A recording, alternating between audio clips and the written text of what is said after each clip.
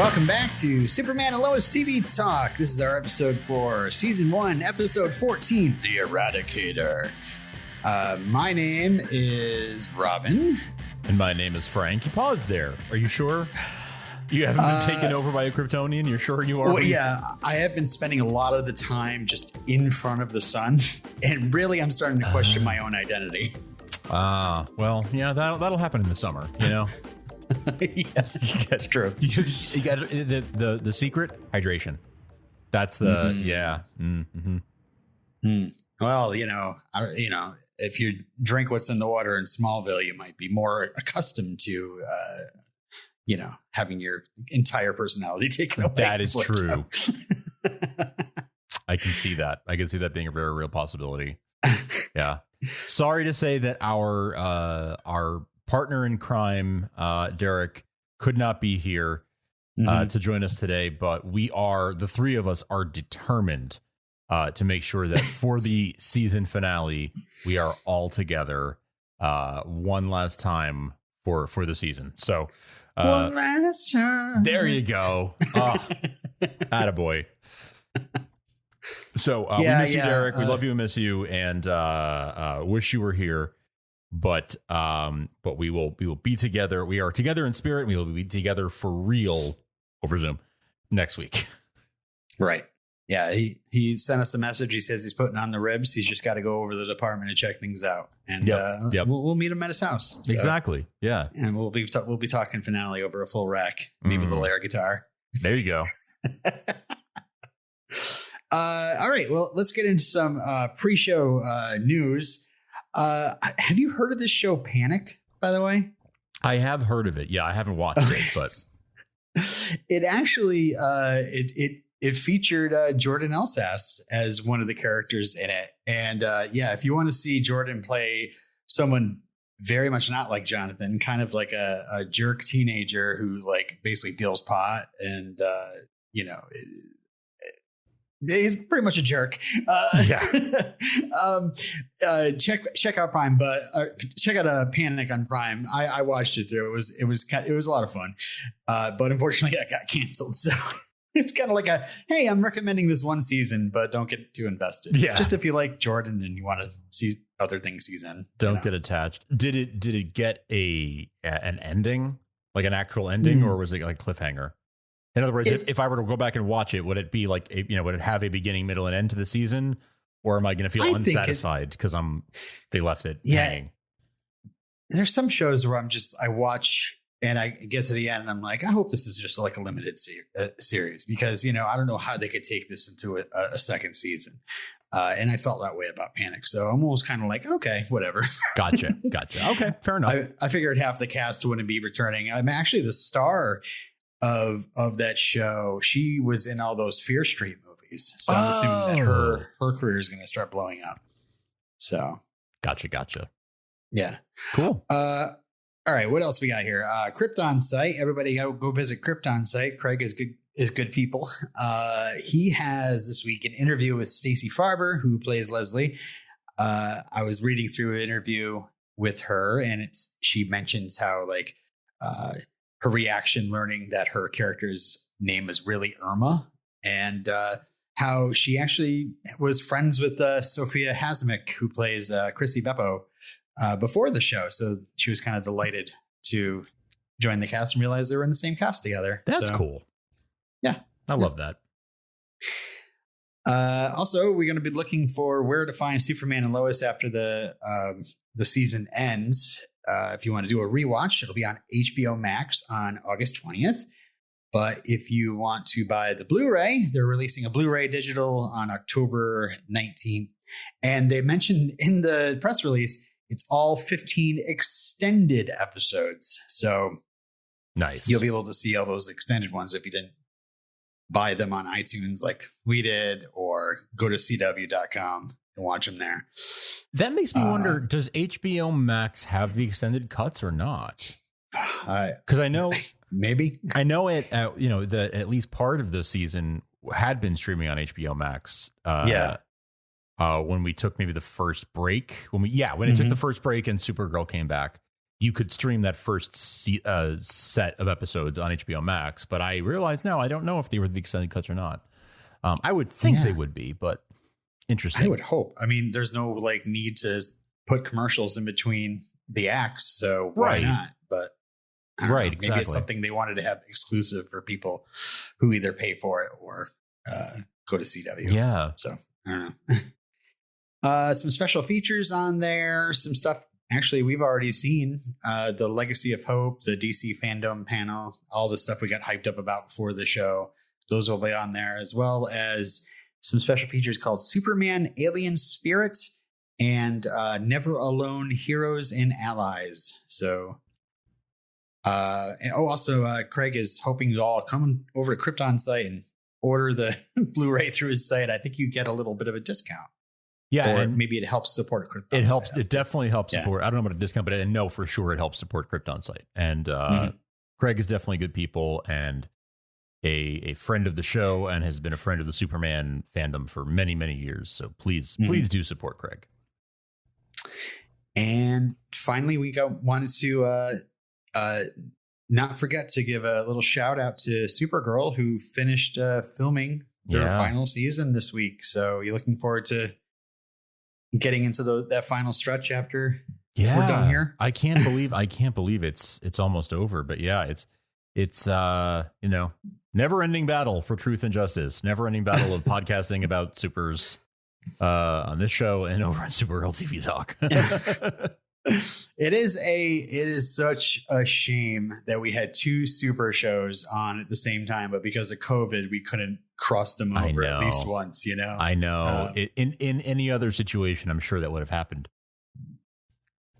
But and who knows? At some point, maybe it still will in some way. But you never know if Melissa would ever do a guest appearance or who knows? But yeah, it is a shame. But congratulations to everyone over at Supergirl for 6 fine years. And I can't wait to see how they end season 6. Mm-hmm. Yeah. All right. Well, let's get into the episode. The Eradicator, directed by Alexandra LaRoche. We just mentioned her a couple weeks ago. She directed Through the Valley of Death, as well as written by Max Cunningham and Brent Fletcher. Max, this is his very first writing credit besides like a short film on IMDb. So, woo-hoo. Yeah. And Brent, he previously helped with Reminiscence in Between Yada Yada, and also the Wallflowers episode featuring Jacob Dylan. All right, so we begin with the sun. We are in front of the sun, and the voices of Krypton are screaming at Edge, like they're just browbeating him into becoming the Eradicator. Become the Eradicator. Zeta Rho made a vow. It's like, okay, already, I get it. I know. I had the captions on, and it was so funny because it's just like become the Eradicator. He will become the Eradicator. He is becoming the Eradicator. Like it's just different variations on the same sentence over and over again. It's like I get it. I get it. Yeah, I get it. So you're saying I should become the Eradicator? Is that what you're saying? Is that okay? So I don't understand. Do you want me to become the Eradicator, or see? I was about to leave and not become the Eradicator, but if you insist, if you'd prefer that I eradicated, I can do that. Yeah, I can be as eradical as possible. So yeah, this is when we see Morgan Edge at Tal Rho's life. Dan flashes before his eyes, and so if we find out he was looking for another way to stop or to do a different kind of plan. And a couple of weeks ago, at least me and you were talking about like, okay, by the end of the season, we're going to sit down and figure out what this plan was from the beginning. So I literally just wrote it out because it all like made sense to me here. So let me just read what I have here. Yeah, okay? Please. Cause the pattern was so complicated. I couldn't follow it. Yeah. Well, it gets pretty pricey that, when patterns are that complicated. I know. Yeah. So if you could, walk me through it. Yeah. So Tal Rho, trained by Zeta, we saw in a flashback, to kind of like take this pain, like he's being hit with all this pain in that fortress of Sanditude. And you figure it's just kind of to toughen him up. No, it's to help him become the Eradicator. It's to help him be able to take this amount of abuse, I guess, from all the solar energy. And so, the Eradicator is not on Earth yet. So he's also being urged by his father to go, acquire wealth and power as Morgan Edge. So when the Eradicator comes to Earth, he'll be able to go chase it down and have, like resources at his beck and call. Okay. Yep. So just so you know that pod, I'm starting to think that it's not Sophie. So it is definitely the Eradicator. So I think I'm gonna have to just let go of that theory. The pod's not going to open and little Sophie's not going to come out and flashback. But whatever. I'm telling Mom. So Edge acquires power. And then as he's, everything's coming into plan, he discovers, oh, wait, I'm not actually alone on Earth. I have a brother on Earth. And so he then uses the resources he's made to start experimenting. He goes like from town to town, seeing if people could take on the souls of Krypton. And I guess he must be going to like different like places where kryptonite has been found. And finally he stumbles upon Smallville, and the XK that's in the Earth can actually help him. He can actually put the souls of Krypton into Smallville citizens, because he doesn't want to be eradicated now. He's like, I've got a brother. I'm going to unite with him. We're going to fill all these stupid mortals with Kryptonians, and we're going to take everything over. He starts recruiting, and then Superman figures out the plan, and he ends up taking the Eradicator. But since Superman had the Eradicator and was working on reversing the process on Smallville citizens, Edge says, "Okay, that's it. I'm going to reach out and I'm going to see if he'll." Take my hand as a brother, because, family. Mm-hmm. But Superman not only reverses the effects, he takes the Eradicators to the Fortress of Solitude. And that's where Edge follows him. He figures out why he's been refusing his heritage is because he's got a human wife. He's got 2 kids. So Edge is like, all right, I'll kill them. And that way they'll be, everything will be fine. But to spare his family, of course, Superman submits. And Edge decides that his brother is too concerned with humanity. So now he's decided that he wants to keep his brother, but he's going to eradicate him with the soul of one of the greatest Kryptonian military leaders, General Zod. Sure. To help it. Now I've got a teammate to help me rule over Earth. But of course, Superman, he resists. And then he goes to apprehend Edge, and Edge is like, all right, fine. I'm going to run. I'm going to go. And I'm gonna take care of this. I'm gonna become the Eradicator. So he flies into space. He does this little thing, and boom, he somehow gets the Eradicator within his body, and now he's in this dark cell. And so what he needs to do now is to go to the sun and take that solar power and gain the power to resurrect people with just like the mere touch of his hand, as they say. Right. Interesting. So, okay, that all tracks. That all tracks. Yeah, that's what I think. So that totally makes sense with everything that we've seen up until now. Yeah, I am totally. I think you've nailed it there. I think you've totally nailed it. I think there's people probably listening, like going, "Yeah, we watched the show, Robin." Yeah, but it took. I mean, they definitely gave it to us in pieces, and now I feel like now for the first time we've had all the pieces to be able to piece that together. And that is now my read on the situation as well. So like, he's given up. He's given up, and he tried alternatives to what Zeta Rho had in mind, but now he had to give in and do what Zeta Rho wanted him to do all along. So basically, it was a gigantic waste of time and human lives. Thanks for nothing.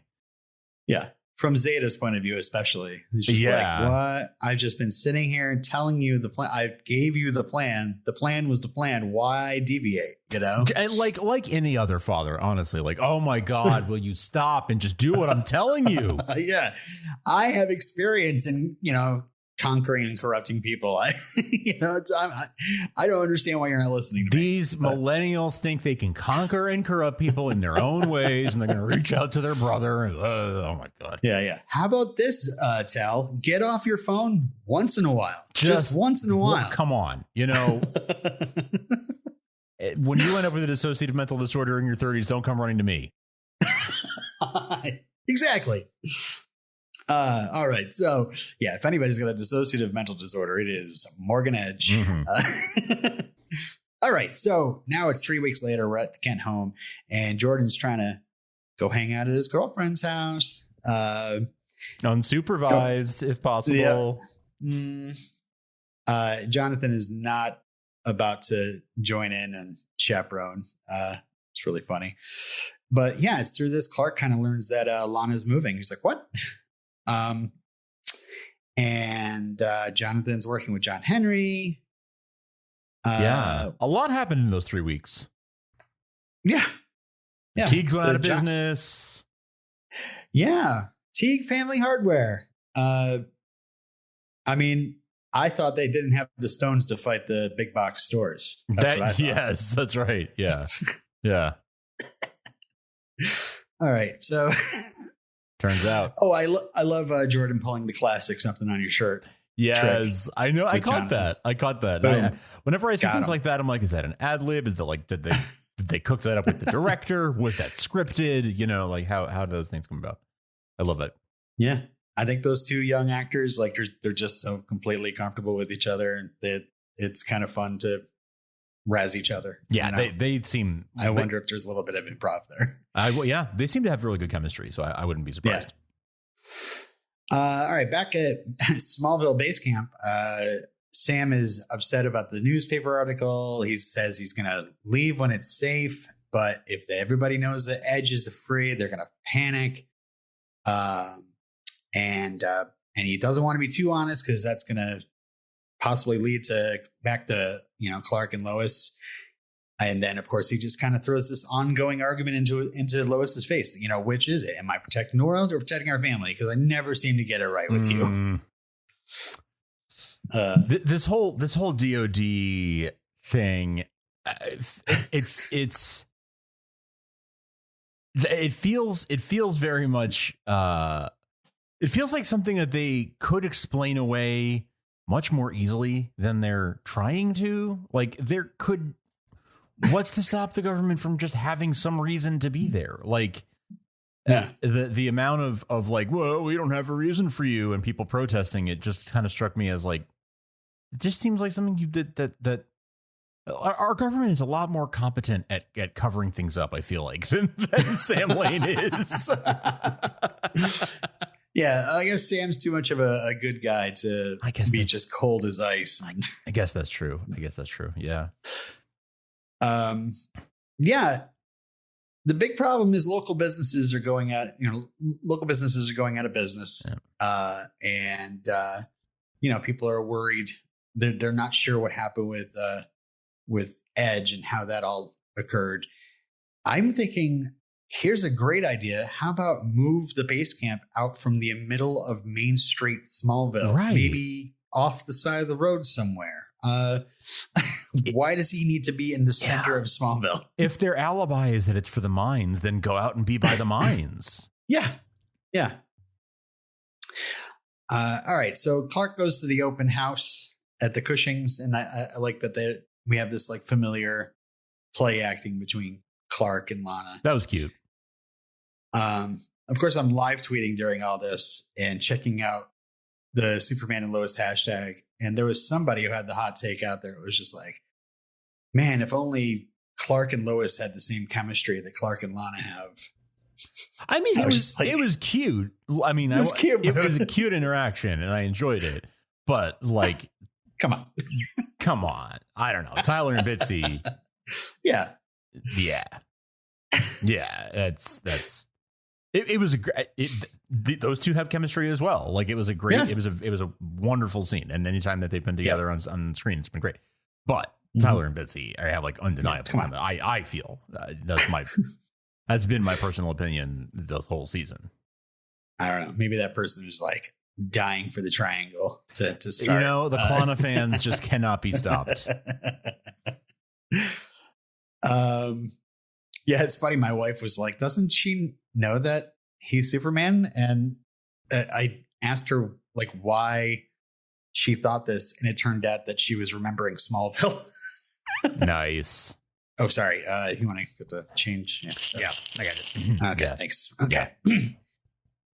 All right. Yeah. So yeah, Clark is saying that Lana is now the heart of Smallville, and you know, do you think Lana's the heart of Smallville? I mean, You know, honestly, I kind of do. I kind of Okay. do. When I think about how when she was still at the bank, when she was working for Edge, and the way that she dealt with folks as they were coming through, and working for trying to work for Edge and whatnot, Mhm. I do feel like she is sort of the spiritual successor to Martha in that way.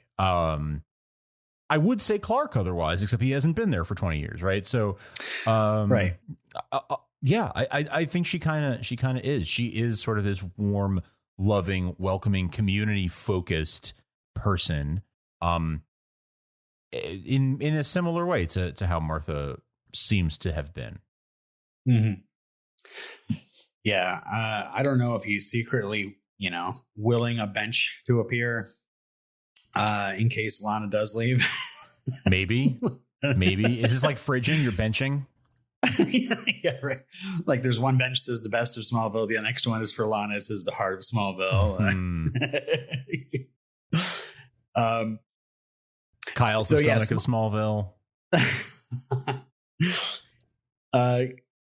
Lana says that Smallville is actually gone and the trust they had with the town is gone. She pretty much says that they've made up their mind. Yeah. And so we discovered that Sarah's spying on this. And I thought there was going to be a little something because I think Lana either touches Clark's hand or Clark touches Lana's hand. And I was seeing that through the window. I'm like, that looks fishy if I was like. Yeah. I thought that like Sarah spying was gonna. Yeah, I thought that she was gonna catch that. Yeah, take that out of context or something. Yeah, but I guess not. I mean, especially after Lana's apparently been stalking him on Facebook or whatever. But I did enjoy the way that Jordan slips and gives away that he overheard part of the conversation. That's right. How'd you hear that? Yeah. I also love the fact that we bring Sarah into the episode by showing that she's spying on Clark and Lana, and then all of a sudden it turns out that they're being spied on by Sophie. I'm telling Mom. So quick too, like they're barely kissing before Sophie's like, just but it's because she wanted that princess. They ruined the princess party. Yeah. It's she knew that she could. This is the thing with siblings, right? If you got some dirt on them, now you get what you want, and that's what she wanted. Right. So right. And it's even like friends. Once they start like going out with girls or boys or whatever, you like, oh man, now I can't hang out with that person anymore. It must be the same for little sisters. Totally. Yeah. Yeah. They're not going to want to hang out with me. Right. But Sophie, you don't exist. You basically don't exist. So like you can't really blame her for not hanging out with you. You are a Kryptonian pod that landed in Canada, and you are Morgan Edge's secret weapon. That's going to be revealed in the finale. Everybody knows it. All right. In the barn at Ken Farm, John Henry's getting a little tired of Jonathan and his chirping in his ear. And especially when he mentions how awesome the little, was it a firefly? Not a ladybug. No, I think it's a firefly. I think you're right. A firefly on his armor. And his quote is, she was 14 years old. Her mom had been killed on live TV. Of course, that's to remind us of things that are happening later. Yes. Her whole childhood was stolen in an instant. Spent the last months of her life hiding in a bunker, which set my red flags. Does that confirm that she's dead? Are we going to see one last flashback? Or did he just assume when he left that Superman was going to destroy the Earth? I think the presumption is that, yeah, Superman was killing everyone on well, in Metropolis anyway. So yeah, that is my presumption. And that, because would he have left her? I'm trying to remember the chronology of things now. Do we know if she was still alive when he wasn't trying to leave. He was just trying to take out Superman. Yeah. Exactly. Yeah. He was going to fly into space and set off that little solar bomb or whatever. Right. And then all of a sudden, either a wormhole opens or a crisis happens, or right. I'm not too sure. I have a crackpot theory. Go for it. The sister that he spies is going to turn out to be his daughter. I kind of have had a similar thought. Okay. Yeah. They kind of left that dangling. I was like, what? They have left that dangling. Yeah. I do wonder about that. But then, like, how could it be his? I mean, yeah, I have questions about how that would work. But the thought, right? Yeah. But the thought has crossed my mind as well. Yeah. That what if that's actually Nat in some alternate version of Nat or something like that? Yeah. She showed up on Earth the same time crisis happened, and the same time all of a sudden the Kents had a baby that turned into two babies, turning into two teenage sons. So if you want to talk about something that ages somebody up, it would be that. Valid. How amazing would it be if at the end of the season they actually addressed it? Oh my gosh. It would be like, this is what happened. And now this is the reason why John Henry's little girl is now living as a grown woman. It is that interaction is like the at the heart of it. He's saying, like, just go be a normal kid, like go hang out with your friends, go be normal, which, you know, Jonathan takes his advice, but he's like super mean to him. Like, you're a dad, like, don't be that mean to the kid. Like, he just thinks that you're a cool adult who will teach him things, and you know, you saved his dad, and he looks up to you. So, like, he was so mean to him. But I guess it's sort of a tough love type of meanness, where it's like, if I'm mean to, I push him away, then he'll go be a normal kid.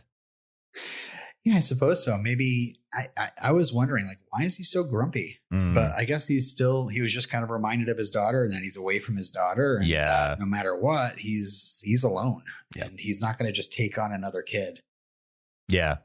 I don't know, maybe.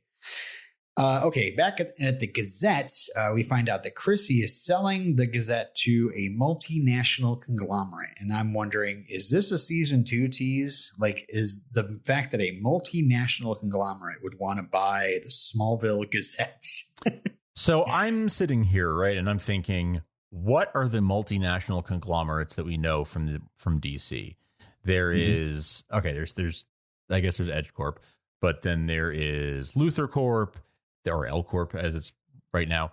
There's Wayne Industries or Wayne Tech, or whatever they're calling it this week. Yeah, right. Right. There's Palmer. There is Queen. You know, there's only there's a number of possibilities that if they're going to go from something that is like in the regular rotation of DC stuff. Right. But I wonder if it's that, if they plan to go one of those routes, or the fact that they just said a multinational conglomerate leaves it open. They can do whatever they want. But I wonder if there are potential plans for it to be something that we know, or if it will be something completely different.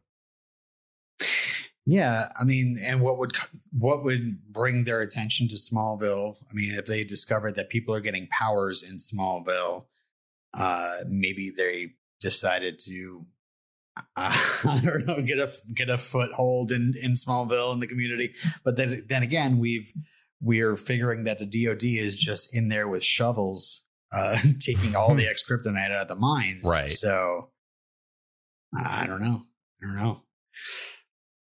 All right. So Lois is pretty upset about this.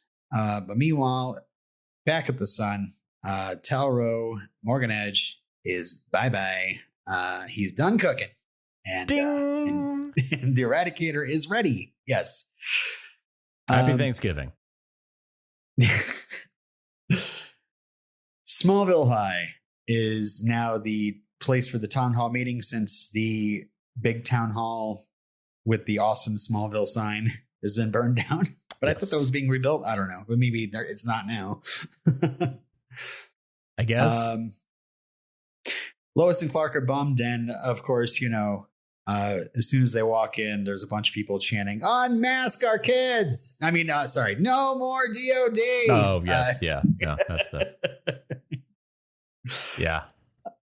I like the little thing where she's like, he's like, "There's nothing you can do," and she says, "Unless Superman starts robbing banks." Yes. Superman's just like, well, there was that one bank, maybe. Yeah, right. And Lana doesn't work there anymore, so yeah. All right, we go back to the Cushing house, and I love that Kyle's like, "I'm gonna get my stuff from the fire department. I'll be back in time to put the ribs on." I'm like, oh God, I just want to go over there and eat. I know, right? And meanwhile, Lana's like making an apple pie through this episode. I'm like, oh, this is. I know. Yeah. Talk about the heart of Smallville. Seriously. Yeah. Kyle going to clear out his locker gave me big vibes of last summer when I went to clear out my locker at work during the height of the pandemic. It's like, well, I might as well go into the office and get all my stuff that's been sitting here for 3-4 months because I'm going to need it at home. I had to do the same thing. Yeah. My desk is probably covered in dust at this point. Yeah. Very strange. Yeah. So they're worried about Lana starts talking about rushing into things but Kyle is saying like, oh, the Kent's friendship's not going to put food on the table and they're going to make a home anywhere. This ongoing conversation the two of them have, it goes back and forth. Like she changes her mind because Clark, spoke to her and now she's trying to talk Kyle out of it. And then he goes to the fire department and he comes back and he's like, maybe we should stay. But then he gets the job offer and they're leaving again. And it's just like, I felt like I had such whiplash. I was like, well, are you going to stay or are you going to go? I know. Were you as frustrated as Sarah was? Yeah, honestly. Scream at them. All right. At the diner, the boys and Sarah are hanging out when all the footballers come rolling in. And there's a kegger at Jimmy's. And we have Sean, who we have a little bit of awkwardness because that was Sarah's ex-boyfriend. And she thinks he was being all passive aggressive. And I didn't quite see it. I just thought he was trying to be nice. I don't know. I felt like Sarah might have been a little bit high drama because of what was going on with her family. But I don't know. What did you see? I took it at face value for what she said, just because he didn't even like acknowledge her, right? He just said like, he just talked to the two guys and said, "Hey, you guys are invited to the party," and didn't even like say her name, like, "Oh, you can come too," or "Sorry." Yeah, like maybe he just ignored. that. And so I think she was just saying like, well, that's just my family's being ignored everywhere and has been excluded everywhere. So just another, throw that on the pile. Like, I'm invited to the party. Because nobody let the whole Cushing family are pariahs right now. And by the way, one of the kids there is named Malcolm, and according to IMDb, his last name is Teague, and he is very happy to go to the kegger, even though his family's business is gone. Yeah. Well, maybe he's looking for an escape. Yeah, drown your sorrows, I guess. So Sarah urges Jordan to go with Jonathan, and she's going to hang out with Sophie. So. All right, so and they're all like, "Who's Sophie? You don't have a sister. This is your imaginary friend." Dinosaur pancakes. Come on. So we go back to the town hall meeting, and Sam is saying, once the harmful materials are gone, we will start. He's not even saying we're going to leave the town. He's like, the troop numbers will reduce. Slowly or something like that. Yeah. It was very carefully worded. One of the citizens stands up, Cobb Brandon. He's asking, like, why don't we station them at the mines? Good question. Of course, he gets interrupted, but I do want to mention Cobb was in the pilot and in the episode Best of Smallville. He's played by the actor DJ Jackson, who was also in the pilot for Smallville and the Best Smallville episode, Subterranean. Ah, yes. And he played Bill Ross. Pete's dad. Pete's dad was in the audience. Nice. I didn't even put that together. That's awesome. I didn't catch that, actually. I don't think I even spotted him. I would have recognized him if I saw him. So I don't think I noticed him. Yeah, he was more like in the back too. I mean, it was funny because we had Pete Ross, and then later we're going to have Maggie Sawyer. Yeah, right. Jump up. Not to mention that the mayor of Smallville is the bartender from Harry, and like right, Zeta Rowe. Yeah. Well, and then we have another citizen, A.D. Manning, and then we have Jasper Towns, who was the bald tough guy that became one of the subjects. They start thinking that the DoD is stealing from them. There's something those mines might be valuable, which this all seems very realistic to me. Like, like they're pulling one over on us. It's the government, Yeah. And sometimes it's true. I'm just saying. It is definitely a little bit of art imitating life with the conspiracy theories and everything. Yeah. Right. And then Chrissy starts asking about Edge, and then Lois finally stands up and tells them that he escaped. And now Sam's left with I got to calm them down now. But then, sorry. She just was just like, screw it. Like, they deserve to know. And I don't care. Sorry, Dad. I mean, if Smallville's in danger, it's the right thing to do, I think. Yeah. You can't just let them go about their life. Absolutely. As much as I made that joke about conspiracy theories, like in this case, they're much more like they're right to be wary of the DoD for sure. Yeah. If they feel like something is being kept from them, they're right. So yeah, absolutely. But yeah, then we get the Sharon Powell entrance. And so so she's got proof, but her proof is a letter from Sam saying that we're investigating your son's death. That's it, is that we're investigating it. And she's like, I have proof it's a cover up. It's like, that's not really, I mean, A, you're right, but B, the proof is not the proof that of the thing you're trying to prove. I mean, it's just saying that he's involved with the investigation into her son as well. Yeah. As this DoD. I mean, but it makes sense that he's involved in both things. Right. It doesn't really make the case. Right. And then Sharon, of course, fires at Lois. You have no idea what it's like to lose a child, which of course kind of breaks Lois down a little bit. Yeah, that was real. But like what what a sort of a subtle thing, because you would have to remember that from earlier in the season, right? If you're not watching that closely, you might not connect that. But obviously, all of us watching it closely put that together. Like, she actually does know. Like, and Bitsy just handled that with such grace and such subtlety, and like you can see the heartbreak on her face, and she's not saying it, but without a word, exactly what her character is thinking. Right. Meanwhile, during all this, Kyle's cleaning out his locker. We have Tamara, who tells Kyle she's disappointed. Wish he'd work, fight to work there. Like he fought to have her job, and then kind of wishes him luck, which kind of sets Kyle in the other direction of like, maybe not, maybe I shouldn't leave. And also at the DoD, this great scene of Leslie just sitting in their cell listening to soldiers being killed left and right. And the door opens and she's bathed in light. That was a cool way to do it, is to have it from her POV and just hearing it, like just hearing sort of this massacre and being able to figure out what's happening. Right. So yeah, back in the meeting, Sam gets word about Edge and then rushes out, and everybody in the town hall is just completely outraged. Yeah. So what's it gonna do?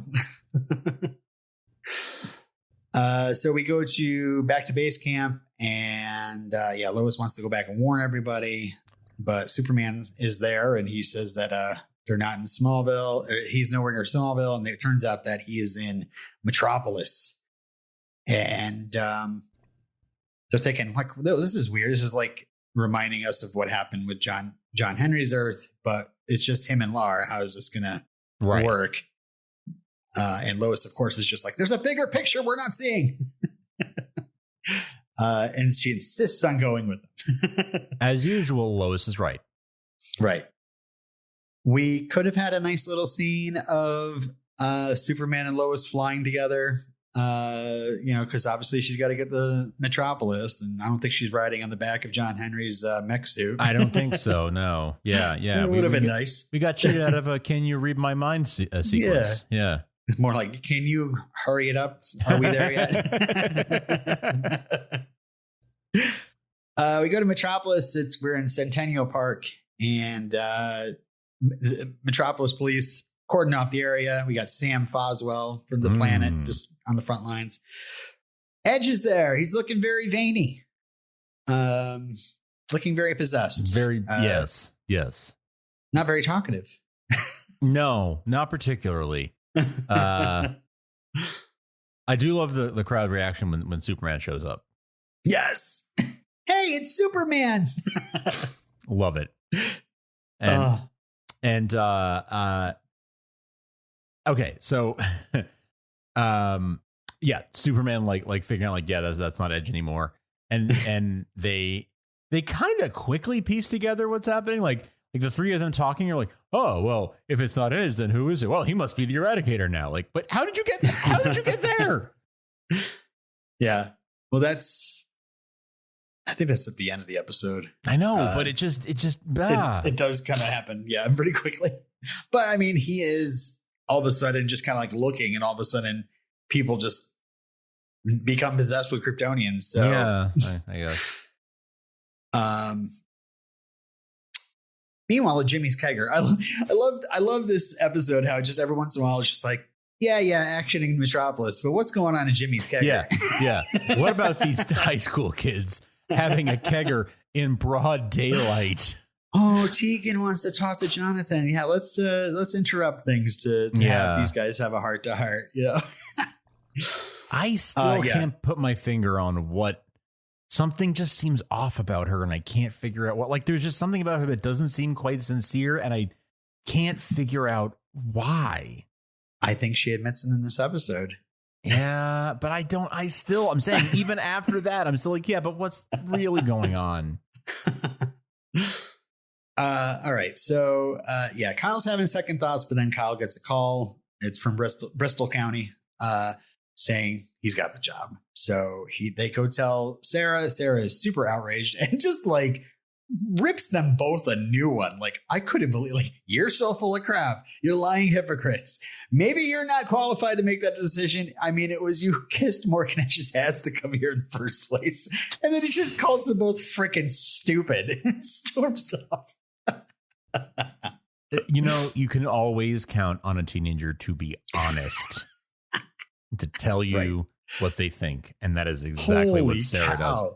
Honestly, from her point of view, you can't argue with a lot of what she says. I mean, when she brought up the fact that Kyle like shamed Clark for moving out of town, leaving this town, holy cow, hammer on the nail there. Yeah. Nail on the head. Yeah. She brought the receipts. That's right. Meanwhile, back in Metropolis, Superman tries appealing to Tal-Rho, but Melissa's like, oh no, he's not here anymore. He's not in. And then all of a sudden, John Henry reads some Kryptonian signatures, and 4 regular looking citizens just kind of rise into the air. And I'm wondering, were they already eradicated, or did he just eradicate 4 at will? Because at the end, he is blasting Jordan and to eradicate them. But can he just touch people or look at people and eradicate them? That's interesting. I didn't think about that. My watching it, I thought like, oh yeah, they're pre-eradicated, if you will. They were already cooking for a little bit. And through the magic of television, it's already done. Yeah, that's true. So yeah, Edge orders them, or sorry, the Eradicator orders them to bring the city to its knees. And we have Leslie versus John Henry. I love John Henry. The AI like warns John Henry that Leslie is coming after she's already hit him. Yes. It's not helpful after it already happened. And yeah, Lois then talks to Foswell about going live, and he's like, that their camera, apparently they only have one camera and it's on the roof. And, of course it is. I don't know, when you hear the roof, you're like, I was like, okay. One thing is definitely going to happen, and a second thing might happen. I was like, the one thing is definitely going to happen is we're going to get a reenactment of Lois on the roof, just like we saw in John Henry's world. But I was like, the other possible thing that might also happen is maybe we're going to get a helicopter rescue of Lois, and that didn't happen. But that thought crossed my mind as well. Oh boy. Yeah. So then we got Superman going after two subjects. One of them's lighting up buildings. I love this guy is just randomly lighting up buildings with his heat vision, and Superman just knocks this guy so hard he just hits the pavement and he's out. I loved it. It's night, and he's like, send a team to Jurgens and Forth. You caught the reference there, right? Yes. You want to say it? Yeah, Dan Jurgens, great writer and artist for DC. Big in the early 90s, writing on Superman, Death of Superman era, and has come back to do other Superman runs since then. And yes, creator of Doomsday, of the Hank Henshaw character, of Booster Gold, who I love Booster Gold. So yeah, legendary DC creator from the 80s, 90s, and today. Just like your local classic rock station, I guess. I don't know. Send a team to Russell and Glosson. Yes. Then we have Superman getting attacked again, and they're struggling, and they hurdle like through a business. There's this guy just on the phone, like, sell everything, blah, blah, blah. And they go through the business office. And I love that it's just like, they're not hurting anybody. Like, Superman is in control of this fight. Yeah. And they're not toppling buildings left or right either. So, meanwhile, Leslie is fighting with John Henry, and he's calling his hammer. Hammer's offline. It's got 90 seconds. And then we have what I call business subject. The guy in the suit. Yeah. Yes. Who we looked at, like, I saw some like behind the scenes shots of a guy in a suit standing with Leslie. And I swear, like, we all were just like, oh, that's just Morgan Edge's stunt up. Oh, yeah. But no, he's his own person. Oh, so that's not Leslie's lawyer. Okay. Got it. Okay. Yeah. So yeah, John Henry is getting wailed on by Leslie and business subject. And hey, let's stop everything and let's see what's going on with Tegan, Jimmy's kegger. Meanwhile, back at the kegger. And she's saying that basically she explains that, you know, yeah, she wanted some answers about what happened to the town, but also wanted to hang out with him. She was curious. She was new in town. She knows how it feels for Jonathan. And she drops the idea, the little note here that she and her mom moved from Central City 2 years ago because her dad's in jail. Central City, the home of the Flash. So we need our, I've seen every episode of The Flash, but I'm not at all a good memory of what happened maybe 2 years ago. Yeah. I was even looking up like Wickham, like maybe she changed. I'm assuming she changed her name. Like maybe she's the daughter of some sort of like villain that the Flash faced. Right. That's what I want to, that's what I need to know, Robin. That is what I need to know. So maybe that's something that is season 2 stuff. I don't know. I need someone. Because if they dedicate any time to Tegan in the season finale, I'm going to be like, listen, come on. I mean, I understand Jonathan. I want Jonathan, the actor who plays Jonathan, to get some good stuff to chew on. But this doesn't need to be it. It needs to be Kents and Cushings, maybe. We don't need Wickhams. Yeah, I'm like, which Flash villain, like, could it be? And I mean, maybe it's something off screen from the Flash. Like, maybe it's not actually a season that we have seen. Maybe it's something off screen. I don't know. But I would agree. It's probably something for season 2 to address. Yeah, Daddy's back in town. Superman's got to deal with them. I don't know. But yeah, Sarah arrives and boy, she just looks like she's been like crying her eyes out. Like, and then she just shows up and makes this huge scene looking for Jordan. All the teenagers are like, what is your problem? But all of a sudden that somebody turns the news on because Morgan Edge is in Metropolis. There's a big battle going on. And I do love, I especially noticed it with the biggest jerk teenager, Wilnitz. Yes. Is suddenly like cowed by the idea that Morgan Edge is back. And, he could come back after that. He looks really scary. And, and it's Jimmy, I think, that asked Sam about, like, is Morgan Edge coming back to our town? It's scary stuff I know this is like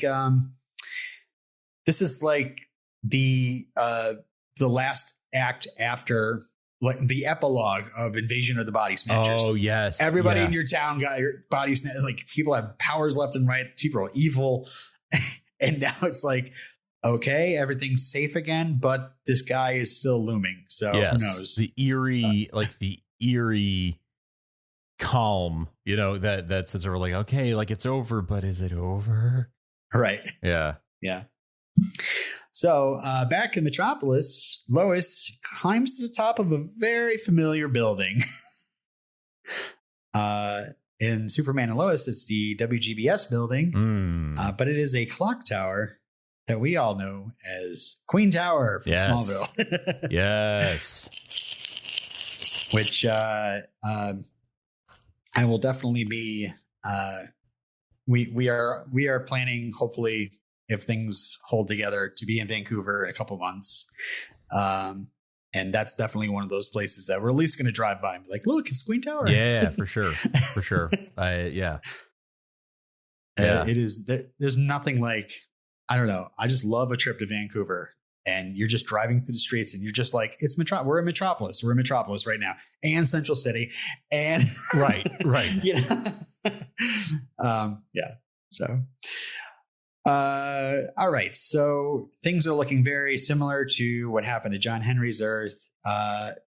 Superman's fight with these two people is weirdly abridged, and I'm not sure if they had to, they're like, all right, we don't have enough budget for all this. I wondered if it was budget, if it was cut for time, like what exactly went on there. But yeah, it did feel sort of weirdly quick.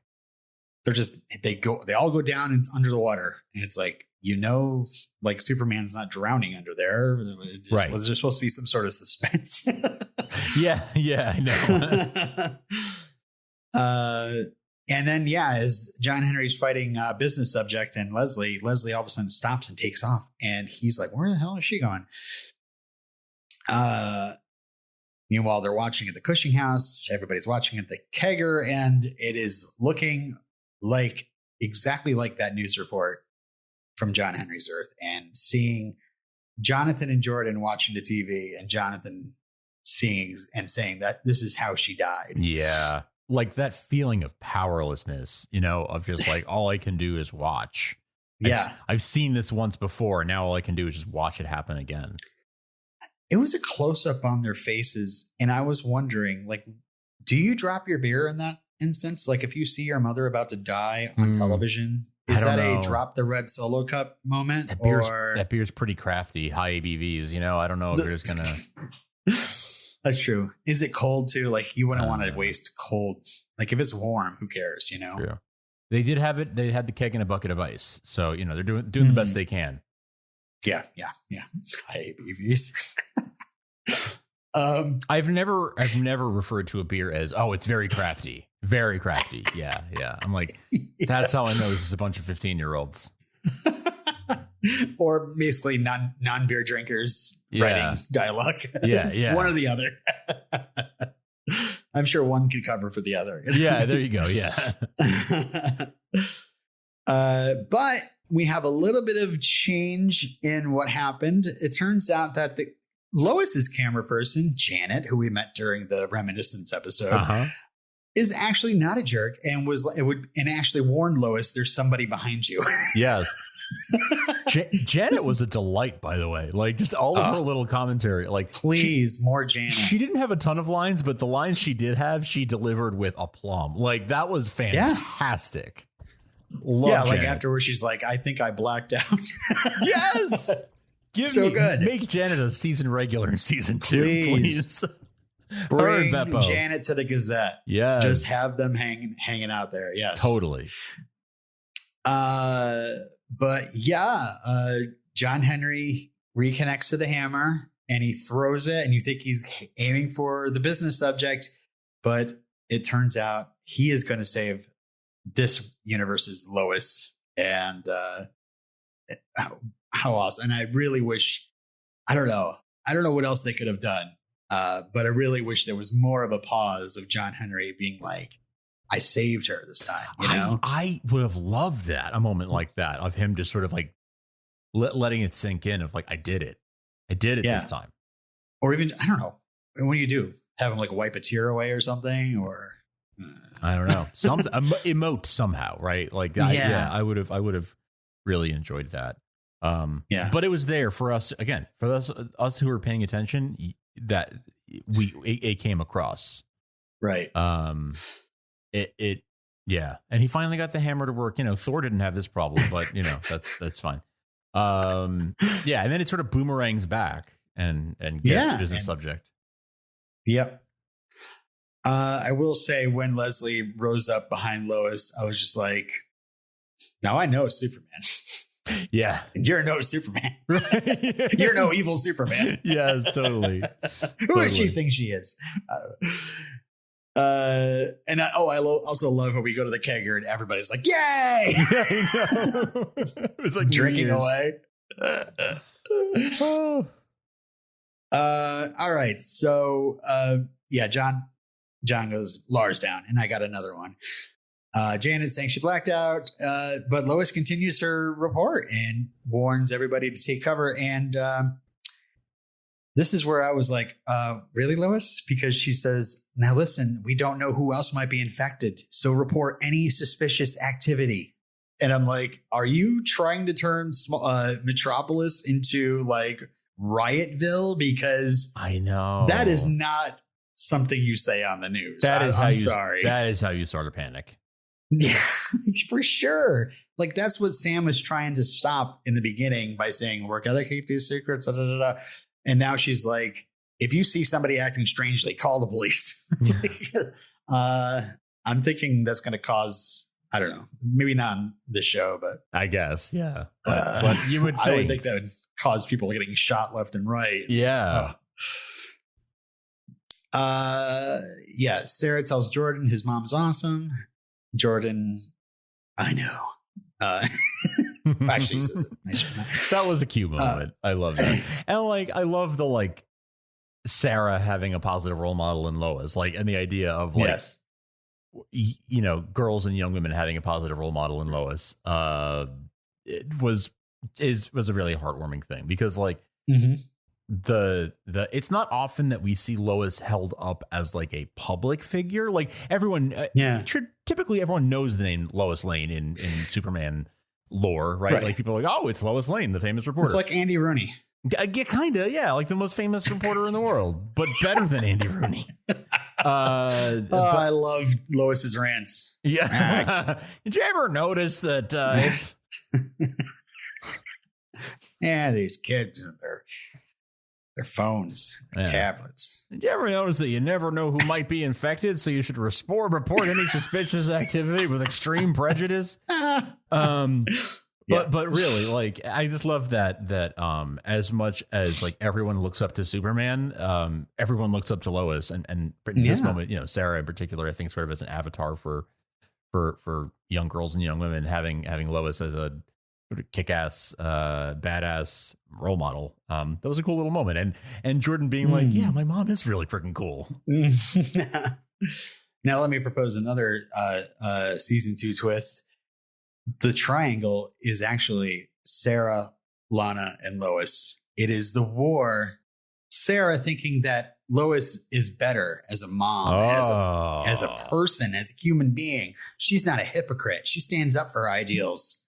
That's a very real possibility. That is that really could be like that. Sarah could look at Lois as more of a mom figure, and Lana has to win back her daughter's respect. Right. I don't know. All right, so Superman joins up with John Henry and says, "Who's left?" And I love John just chuckles over there, pointing to Edge. That did make me laugh out loud. And then they rush him, and they get blasted back with that blue force field or whatever you want to call that. And on my second watch, I realized that they showed that in the not previews, but the previously, when he broke out of that prison, he was using that same force field. Nice. They do telegraph those things in the previously on segments. Good catch. Yeah. I didn't catch that. Yeah. Meanwhile, Sam's looking for the boys. They're not. The soldiers, like, they're not there. And we go back to the kegger, and Sarah's trying to break up with Jordan. She doesn't want a long distance relationship. That's teenage tough. Drama. Tough. That's a tough conversation. Yeah. I'm like, why right now, Sarah? What right now? I know. We're it did seem a little bit like well, yeah. But yeah. I just loved, this also made me laugh out loud, the image of a 5-star general walking into a teenage kegger in broad daylight. That was all my grandsons. Yes. And how all the 3 boys sitting on the couch all just grabbed their red Solo cups and put them slowly underneath the coffee. Yes. Oh, so good. Jimmy asks, like I said, with like pure sincerity, like, what's going on with Edge? Sam, do I look like someone who gives classified intel to drunk teenagers? Such a good line. Such a good line. Again, laugh out loud. All right, so they all go, and I love the teenagers like cracking up at General Grandpa, the Kent boys, like walking out. Like, that was intense. That is not how anyone thought that party was going to end. Right. So as Leslie and the subjects are being sent to their cells, Superman asks her about how Edge is the Eradicator, and Leslie just mocks him. Always one step behind, Kal-El. And then all of them just kind of stand in a huddle. Even Leslie just standing there cuffed up. What's going on with Edge? Now, when he talked, didn't it sound like a whole bunch of voices? It wasn't just like one voice. Yeah. I don't know. I thought he had one of those evil villain voices, like he was imbued with some sort of godlike power. Sure. No, it's he's got a bunch of voices inside. He is all, what that means. He is all the Jedi. And so, Superman's like, where did he go? And Leslie says, to make more. Because the villain's accomplice can never help himself but to give like just enough information. Like just exactly enough information to be like not immediately helpful, but to also like crack the case wide open. Well, I don't know. It might have been like, I thought that was kind of like a duh answer. It was. Superman, you idiot. So we're driving along this street, Sam and the boys, Sarah in the backseat between the boys, and all of a sudden, whoosh, Edge gets in the middle of the road and they crash. The truck flips several times, and I'm like, oh God, Sam, no, it's gonna happen now. Sam's gonna die. But they look beaten up, but not mortally injured. I don't know. Sam's not moving. Sam just kind of sits. He's not moving. Sam's not moving, so I don't know the extent of his injuries. Jonathan, broken arm, it sounds like. Yeah. And somehow Sarah's fine. Yeah. She was between the two of them and built. I don't know. The truck landing on its tires helps a lot, I guess, in those kinds of cases. Yeah, lucky in that way. Jordan, we know why he's fine, but yeah, it's true. And they just send her running, like, go find your dad. Go get help, Lassie. Well, that's after Jordan's taken, but like, Jordan's asking Jonathan about the ELT. I love Sarah's like, what are you guys talking about? What is an ELT? Who wants a sandwich at a time like this? And then we get this why would you make an eggplant, lettuce and tomato sandwich? That sounds horrible. Yeah. No. It's lettuce and tomato between two Eggos. Oh, sure. Yeah.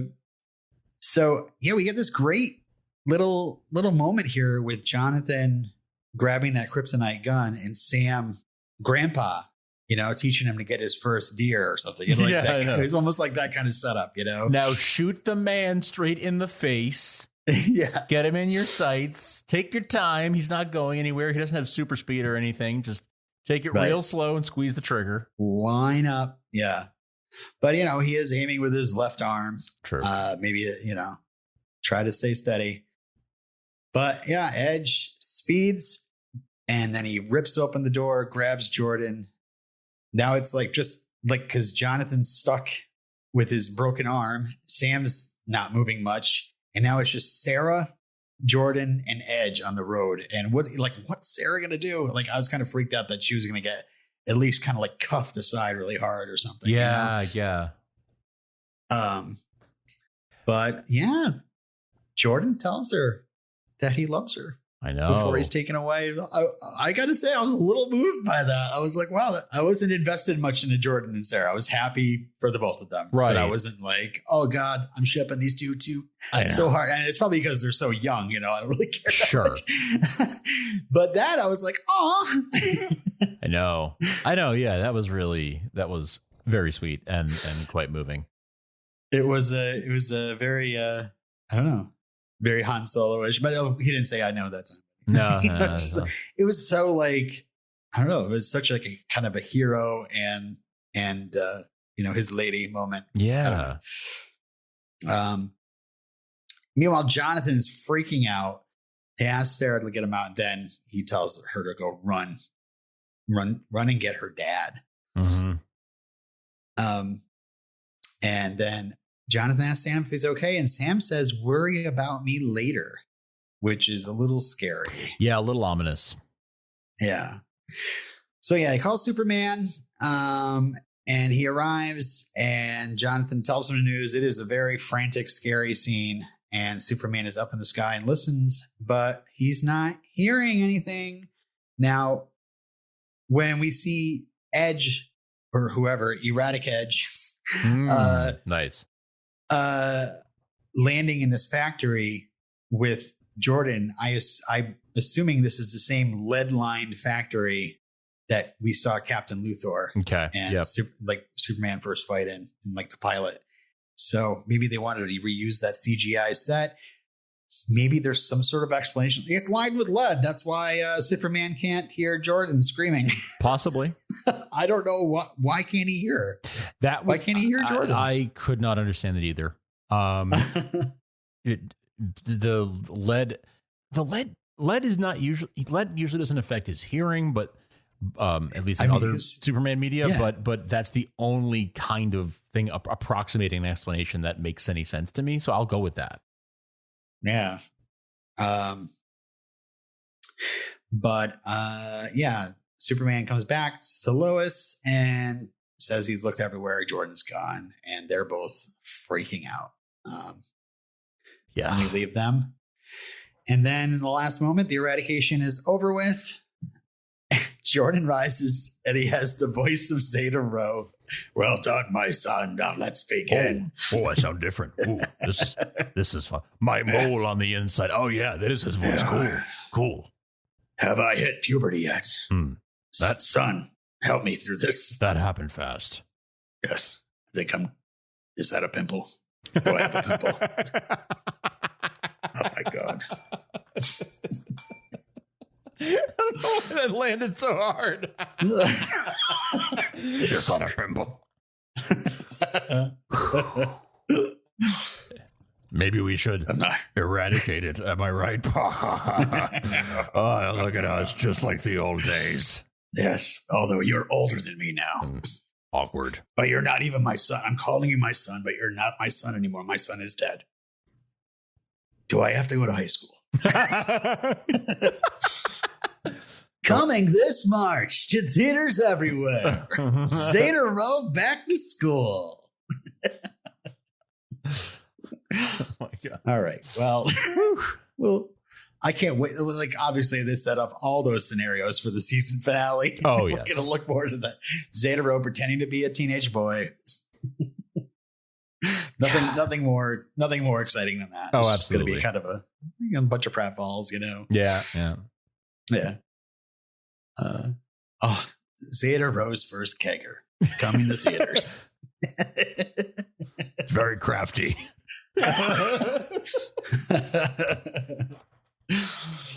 All right. Well, I think that's it for our discussion here. Well, I do want to talk about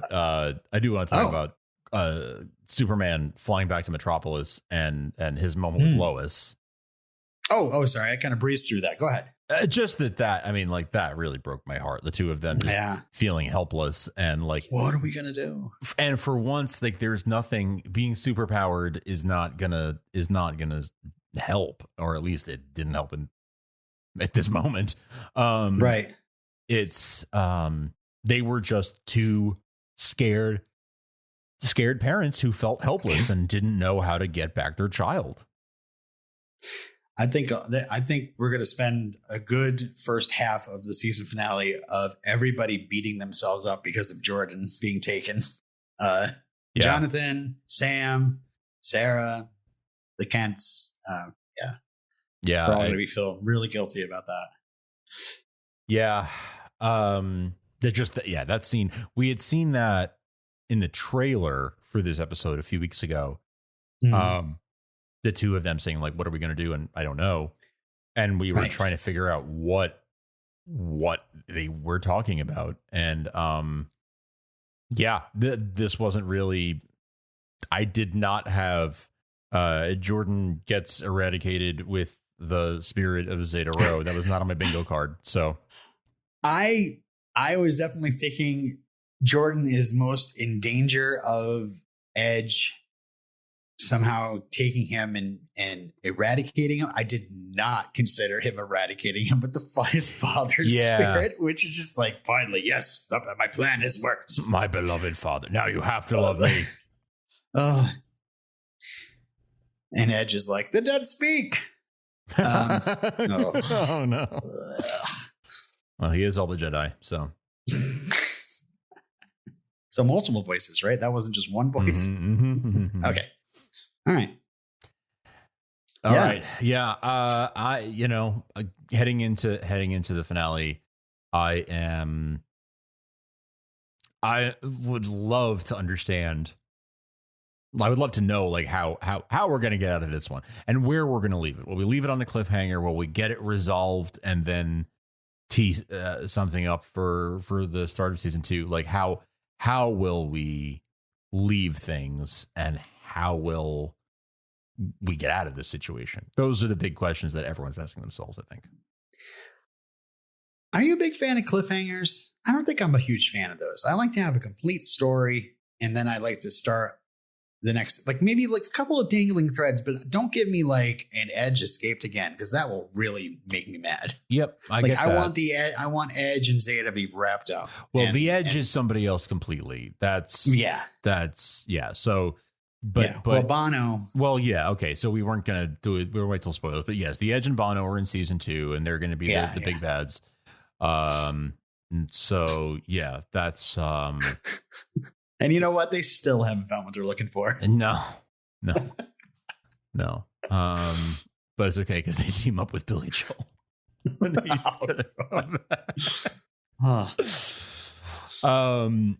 So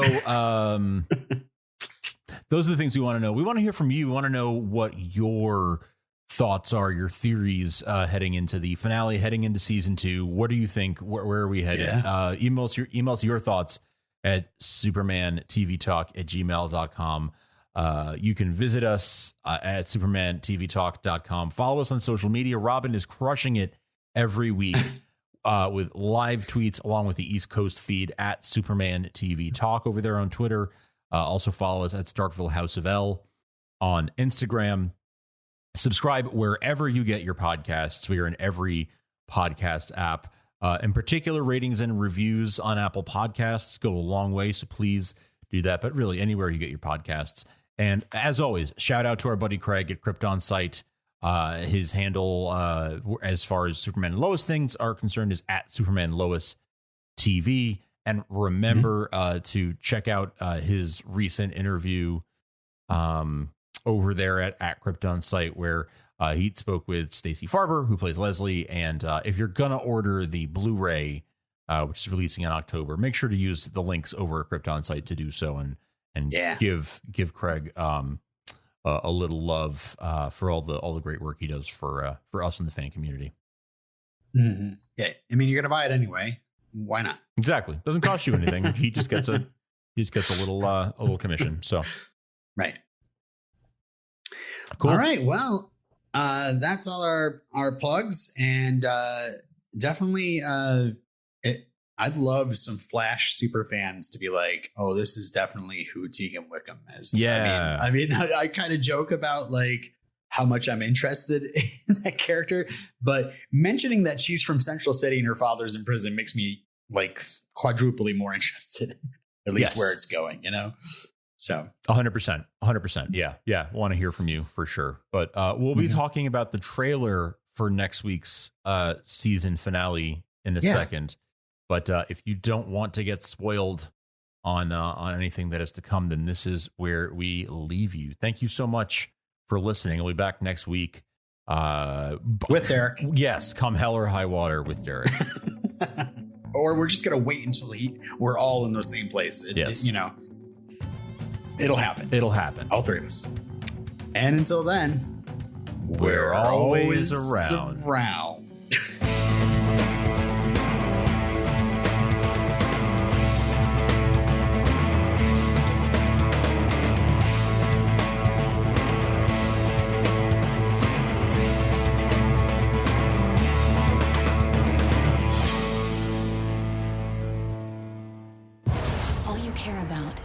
Person when everyone else on this planet's about to die. How pathetically human. Why would he take Jordan? I don't know how much time we have before he's gone. I have seen how capable the boys have become. They're strong, like their father. Like their mother. Jordan! You can't do it alone. You have to let us help you. Need to evacuate Smallville. We can go, we can stay and help. We stay and help.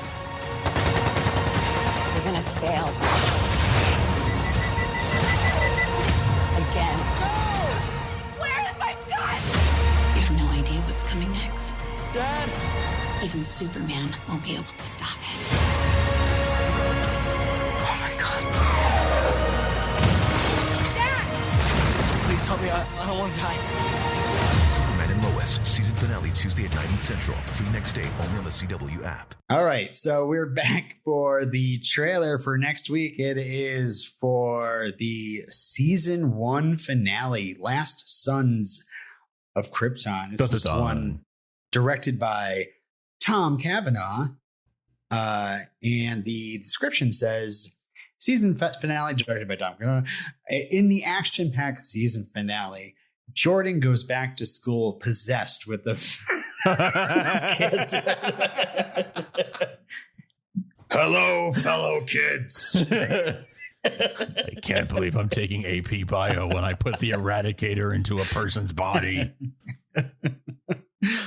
I love Harry Potter. Doesn't everybody love Harry Potter? We're all kids.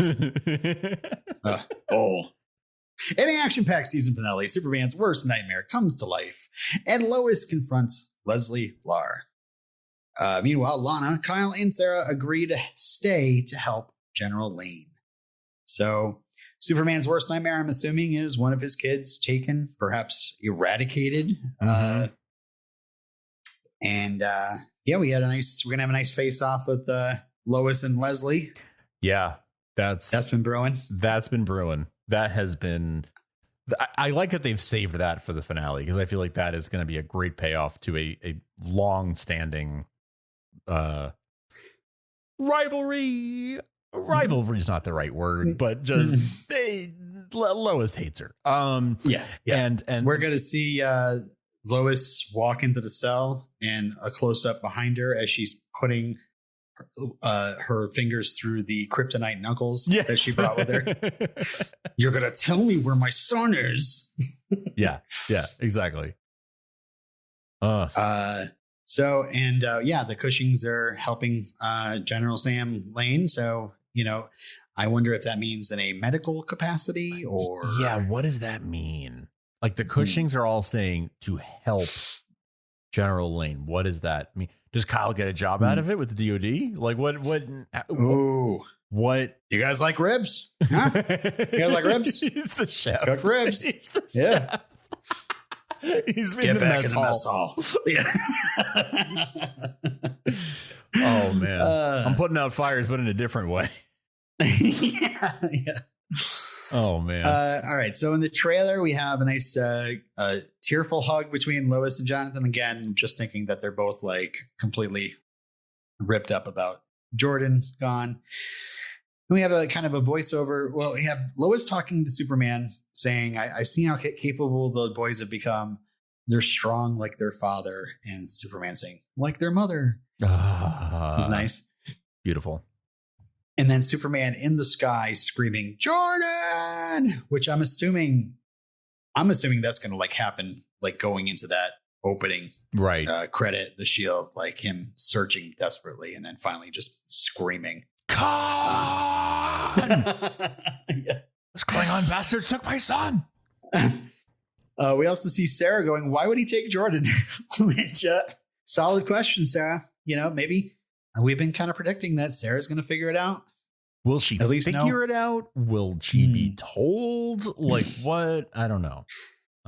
I think Derek's been definitely calling that Sarah's going to figure out Clark is Superman. Yeah. If anything. I mean, I feel like we got a tease of that with Sarah being like, how did you hear that? Right. Like that felt like a little bit of I thought about Derek's prediction when I heard that line of like, they're planting a seed.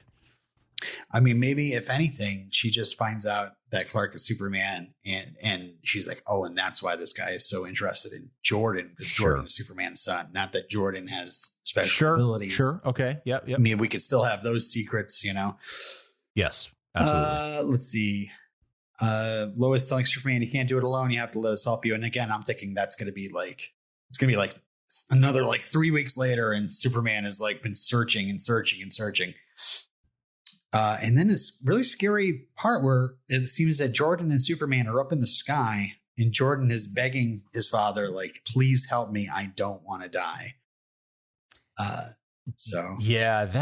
Do you remember when Superman was Zod and he's like talking to John Henry and he's like, no, really, kill me. Like, do what you got to do. I got that vibe from this where it's like the inner Jordan is like there for a second, like able to fight off Zeta Rho for just long enough to be like, Dad, help. And then he gets taken over again. That was the vibe I get from that. Also, in the background of that shot, it seemed like they were at the sun. I don't know it looked like flames or something behind it. I was like thinking maybe Clark is fighting with Zeta as Jordan and ends up by the sun to somehow de-eradicate him. I don't know. And we do see Sam up and moving, in arm in a cast, looking pretty battered and saying no. And of course, another shot of Superman flying. I don't know. But they did release a nice little promo image. So cool. The folks and the Kents and Lois and looks pretty cool. It's dark, cloudy. Who knows? But yeah, we'll be back after the season finale on August 17th. And at least drop by our Twitter where I'll be live tweeting. Yes. If I'm not, if you see long pauses in me not live tweeting, it's because I'm staring at the TV. Right. I'm like, what was I doing? Oh, I was supposed to be tweeting. Oh, yes. Yes. Jaw off the floor. Yeah. Yeah. Absolutely. Well, I look forward to it. I look forward to talking. Yeah. I can't wait to see what happens. I can't wait to talk about it with you and Derek next week. And I hope everyone will tune in for that. And yeah, I mean, just 3 days later, it'll be on HBO Max. So you can binge the whole season again. Mm-hmm. And I during this last break, I binged it again. Yep. And yeah, it's just this series cooks, especially with commercials.